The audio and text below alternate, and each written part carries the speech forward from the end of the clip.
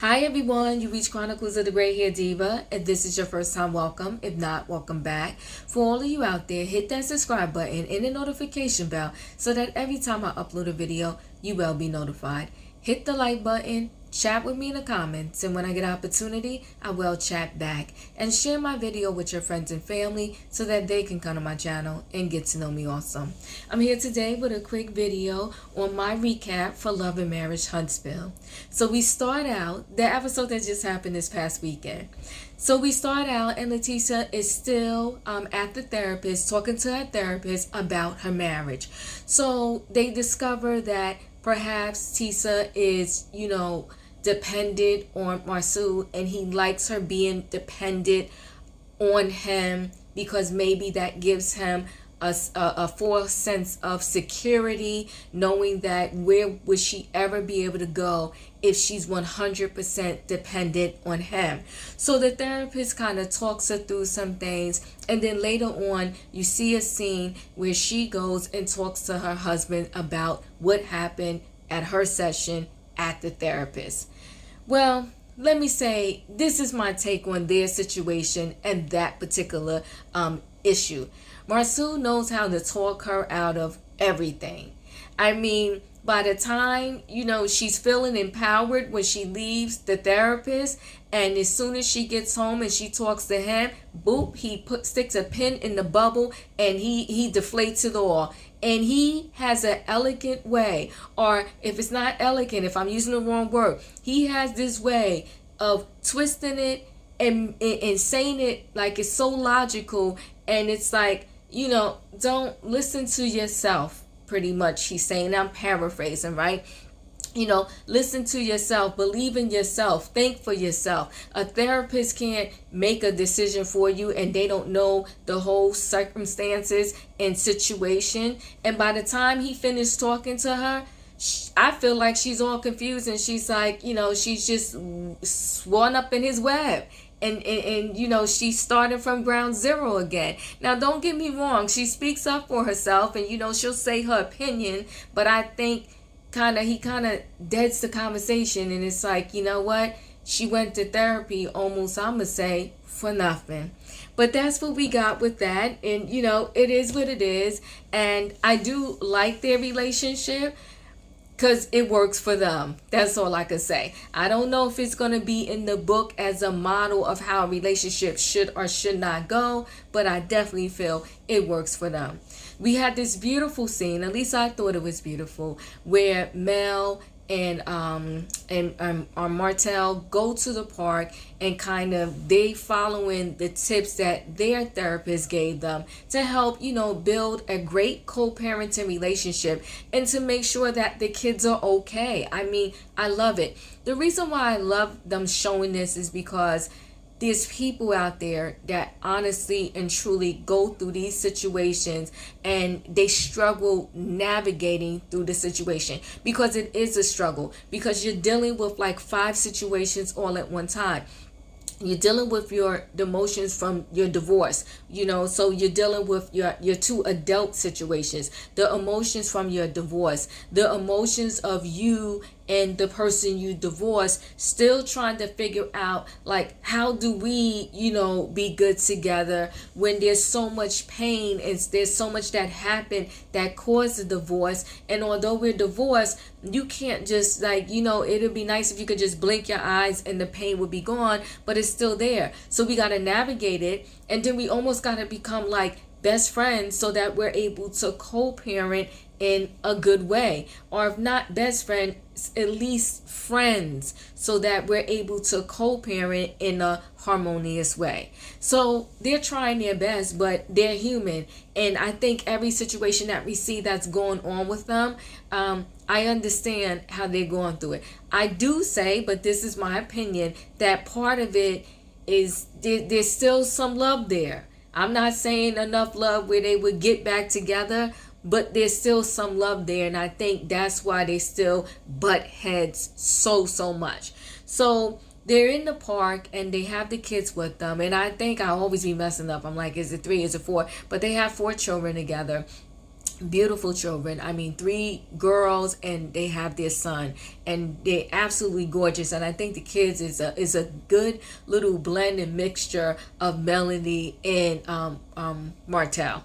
So, and also too, I think, because sometimes it's like you can see clearly, you be like, oh, he looks like his dad and she looks like the mom, but I feel like it's a good blend of the both of them. They're beautiful children. So they're sitting in the park, and they're allowing the kids to kind of express themselves, ask some questions, and pretty much say how they feel about the breakup. I think this is typical for all children. They want to see their parents together. So it's not shocking, but it's heart-wrenching. And I know it's heart-wrenching for the parents also, because no one wants to see their children hurt. They want to see their children happy, and they can totally understand, I'm sure, because I can, how the children want to see their parents get back together. I think most children are are a product of a divorce. I think they all fantasize and probably dream about the day that their parents may possibly get back together. No matter how bad the situation was or was not,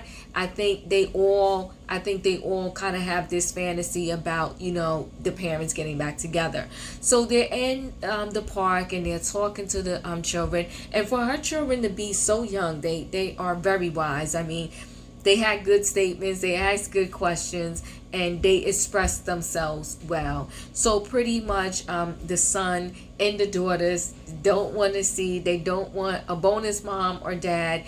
They don't want, they said step parents, but I love the way that Melody spun it around with this new word that's going around now. What about if it's a bonus mom and a bonus dad, not a stepdad? And pretty much the kids was not here for it. And again, I understand, and I think it's great that they was able to express themselves. So I felt like that outing was going very well. And then, because it's like so hard, I think, between Melody and Martell, at the end it kind of spun out to the left again, and that seems to just be happening with them in like every scene they're in together. And the reason why it kind of spun out to the left is because one of the daughters was like, daddy has, I know who your secret crush is, because something came up about, who do you have a secret crush?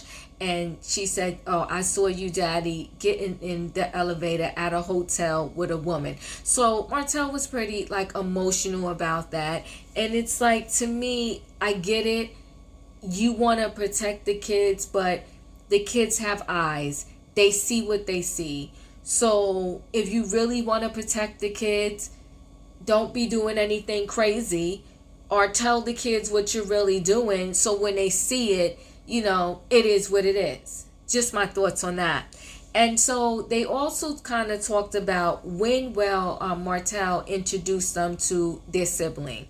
And Melanie wants to be there, and I think, to me, that would be a great idea when he introduces, maybe let me take that back, not necessarily when he physically introduces them to their sibling, but when he tells them that they have a sibling. Melanie wants to be there, and I think it's a great idea. And it's also, if I'm not mistaken, when they first went to the new therapist to learn how to co-parent, I believe she also suggested that. And the reason why she suggested that is because when you know that both your parents are good with something, then you as a child, you will most likely take on that attitude, and you will be good with it also. So it would be nice if he did do it with Melody there, so the children can see like, okay, we have this sibling, mommy's okay with it, so we can be okay with it. And then maybe when he introduces them to their sibling, then Melody doesn't have to be there, but she should be there when he first presents this information to them. He doesn't know when the time is gonna come and when is the right time. I think is in their situation, because they're in the public eye, it's probably better sooner than later. And, hopefully he find the courage to do it. I mean, we're human. you do things sometimes that maybe you're not so proud of, and maybe you're even a little bit embarrassed, but you gotta own up to it. You did it, it's done. Now you gotta find a way to let the children know that they have another sibling that is not by you and mommy. So we had that, because somebody, I think one of the kids asked, or does dad have a crush, or does anybody here have a crush? So that's how that came up. When Tisha went to talk to her husband Marcel, he kind of talked about, because it's like, what's going on with the house. So they hired a family member to kind of, I guess, oversee, do the architectural work on the house and the plans for it, and it seemed to be not working out. So I want to say Uncle Mike. So he was hired, and then he was fired, and now he's hired again. Here's the thing, I think it's great when you want to keep money all in the family. And it seems like Tisha and Marcel, they love to do that, right? Because Black Lounge is being run by the nephew. So it's like they love to keep the money in the family, and that's nice. But sometimes you have to do what's best for the situation. And if Uncle Mike can't seem to get the road paved and the foundation on this house, and it's causing us tons of money, then perhaps we got to move on. But I do understand how it would be costly for them to move on, because probably they can't get anybody else to build the house off of someone else's plans. They probably want to do their own plans because they want to make sure it comes out right. So they seem to have worked out everything with Uncle Mike. Uncle Mike, good luck. Get this house built up, and let's see something more than just the dirt. So we have that. So the Whitlows, who, I kind of go in and out. I'm liking them a little bit better. I do see a better side of them. I will say that. Now, does Tiffany still give shady confessionals? Yes, but who doesn't? So that's why I'm moving the bar up, and I'm feeling a little bit better about them. So they're celebrating their 1-year anniversary. They go to the baseball field. They have a nice game. And by the way, I love when reality shows do that. I love when they get together and they have little competitions and events like this. So they had a nice little, because that's where they got married at also. So they have a nice little 1-year anniversary celebration. They invite everyone. And here we go again. Now at this situation, we have two just blowout kind of arguments at the poor Whitlow's celebration. So unfortunately, Melanie and Martell, they get into it again. And this time it's over like who divorced who put in the paperwork first. And it's like, doesn't matter. The paperwork was put in and we're divorced. But Martell has this need, from what I see, to always be right. And I think that need to be right is going to be like the thing that makes him sink. Okay. And the guys were pretty much trying to reel him in and tell him, listen, you don't always have to be right.